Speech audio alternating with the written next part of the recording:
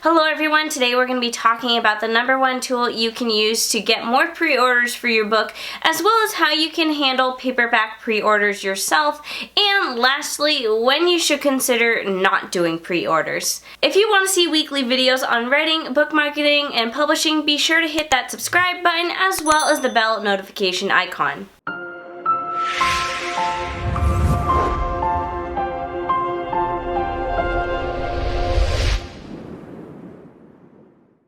My name is Lynn. I'm an author, book cover designer, and the creator of the Book Launch Planner, and today we're talking all about pre-orders.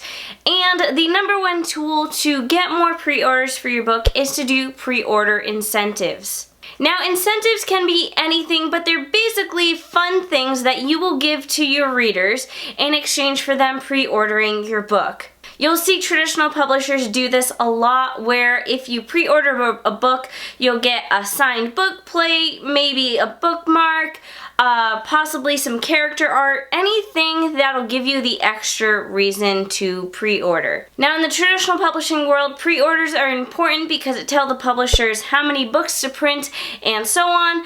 But in the self-publishing world, pre-orders are important just because they give you those sales before the book is even published.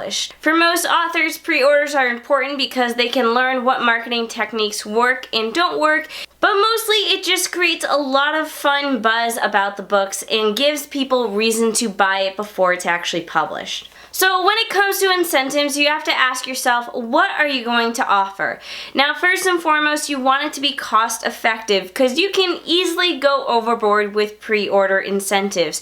You can start buying a bunch of different swag and it gets real expensive really fast. Try to keep your pre-order incentives cost effective. If you can do digital pre-order incentives, that is ideal, but most of the time you'll have the best results when you have something physical. For my newest book, Mr. Moon's Day Off, I have a few different pre-order incentives. My two favorites are the Mr. Moon sticker as well as the 4x6 digital print that I had created using one of the illustrations from the book. You want to have your incentives match your book. That way it just all goes together and it's super cute. So in this example, you can see that I used illustrations from my children's book to create my incentives. You can actually pre-order the paperback now. If you visit the link down below, you'll get these incentives as well as a few other cool things. Now, the best thing you can do is choose incentives that will ship easily. So for me, I chose a sticker and a 4x6 print that is easy to ship. Now, other things like candles and bath bombs, while super cool, and they may also go with your book, they're not easy to ship and will be more expensive. Something flat that fits in an envelope will be easy to ship, and it will also be easy to ship internationally because you don't want people to feel left out. Now, you can do pre-order incentives for paperbacks as well as ebooks. Now, later on in the video, I'm going to be talking about how you can handle paperback pre-orders, but if you are doing ebook pre-orders, then you can handle it using a Google form. So just tell your followers to pre-order the book as normally, and then direct them to a Google form. In that Google form, they can give their address as well as a screenshot of their receipt for proof of purchase. That is the most important thing, is that you want proof that people actually bought your book. That way you aren't sending them stuff for free for no reason. Now, I'm curious, so let me know in the comments down below, as a reader, what are your favorite types of pre-order incentives that you like to see? Do you like to see notebooks, candles, bath bombs, stickers, character art, bookmarks, signed book plates? Let me know in the comments down below what your favorite pre-order incentives are. Now is the part where we jump to paperback pre-orders. Now, if you saw my last video, you know there was a little fiasco when it came to paperback pre-orders for my newest book, Mr. Moon's Big Move. I used IngramSpark to do paperback pre-orders, and it did not go well. If you want to know the details behind that, be sure to watch the video. It'll be linked down below as well as up in the cards. But today I'm talking about how you can handle paperback pre-orders yourself so you don't have to worry about working with IngramSpark. Now, if you want to do paperback pre-orders yourself, you'll need to have a website that will be able to handle sales. I use Shopify for the book launch planner website, so I figured I'd just use that to sell pre-orders of Mr. Moon's Big Move, and it was super easy to set up. I just put in the dimensions of the book and the weight of the book, and I also set up shipping on the back end through Shopify, and Shopify handles the shipping rates, and I can use Shopify to print my shipping labels as well. Now, you don't have to use Shopify. You can also use WooCommerce if you have a WordPress website, or Wix can also sell items as well. Now, I personally don't use either of those, so you'll have to consult with someone else to figure out how that works. And if you do want to use Shopify, again, consult with someone else. I am not an expert. I'm still learning how to use it as I go. But I found Shopify to be the best option, and it's the most user-friendly. Now, if you do paperback pre-orders through your website, you of course need to have stock of your books. So make sure you order a bunch of them ahead of time. That way, on release day, you'll be ready to ship them out and send them to your customers.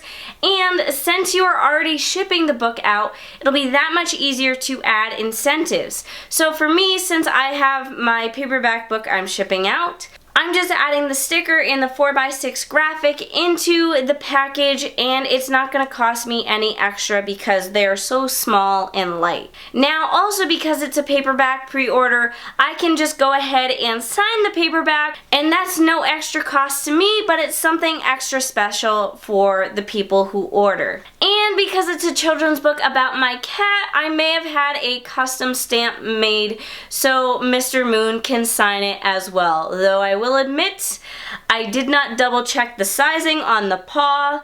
The paw is about twice as big as Moon's actual paw is. But if you want a signed paperback and the cute stickers and graphic, be sure to pre-order Mr. Moon's Big Move now.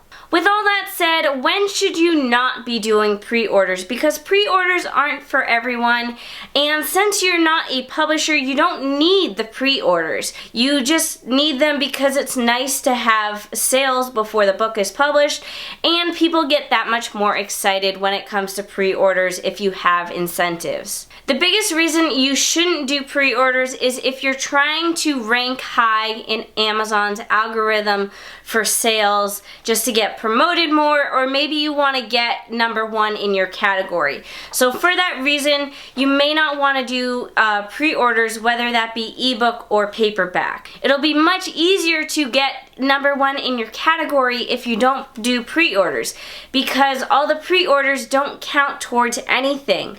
So let's say you had 100 pre-orders, but then on release day, you only had 5 orders. Those 100 pre-orders don't count towards release day and won't make you rank any higher. So if you want to rank higher on Amazon, I suggest maybe not doing a pre-order, or if you do a pre-order, don't do it super early. If you want, you can still do a pre-order for your paperback book and handle all the paperback sales yourself, because odds are if you do rank on Amazon, it'll be for your ebook, not your paperback. One thing you can do is maybe if you have incentives but you really want to get that high ranking on Amazon, try to do a release week incentive where if people buy the book within the first week, you'll maybe give them the incentive. That way you're directing the sales directly to release day instead of before the book is released. Now, that's not something I personally have done. It's something that I think I might experiment with in the future. But for me, for Mr. Moon's Big Move, this is just a fun book. It's a passion project. I just like making the cute stickers and the cute little graphics that go with it. And this is all just fun for me and testing out my illustration skills. But for a future novel, I might play with the release week incentive and see what happens. So let me know in the comments down below if you plan on doing a release week incentive or pre-order incentive. I would love to hear your thoughts on all of it. I don't think I've actually ever seen anyone do a release week incentive, but if you've ever seen the case of that, let me know because I would love to do some more research into it. I also want to give a big shout out to this week's patron of the week, Kristen Leatherman. Now, the book she is currently writing is a YA horror based on a real life haunted road in her town. Let's just say I'm happy I don't live in her town. Now, Kristen is a fellow author tuber. Her channel is Kristen Writes Books, so if you want to check out some of her videos, it'll be linked down below. If you want to be a featured patron of the week, be sure to head over to Patreon and join some of my tiers there. You can unlock a lot of cool and exclusive content. Otherwise, you can also join my newsletter, and when you join my newsletter, you get excerpts of my books, free webinars, as well as PDF downloads. That is it for this week's video. If you want to learn more about self-publishing and book marketing, be sure to check out the playlist linked over there. Otherwise, I will see you guys next week.